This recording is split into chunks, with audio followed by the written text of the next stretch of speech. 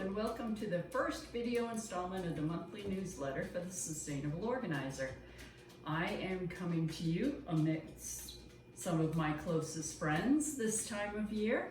I have started to prepare for Halloween decorating a little early because I need to do some photos. But wow, where did the summer go? It was Arizona, it was Plymouth Spas, it was down to Florida to visit my son in his competition down there, and then whoosh, off to moving my youngest back to college and being an empty nester once again. And I'm sure that many of you are in that empty nest, take back your space syndrome, and that you are probably facing the, hey, need to make room in my garage to park my car. I can help you with that.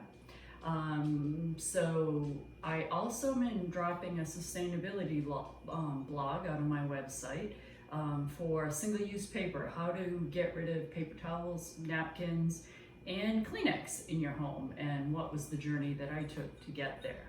So if you are interested in more Halloween, by all means, check out my Halloween blog that's on my website, or you can check out my sustainability blog.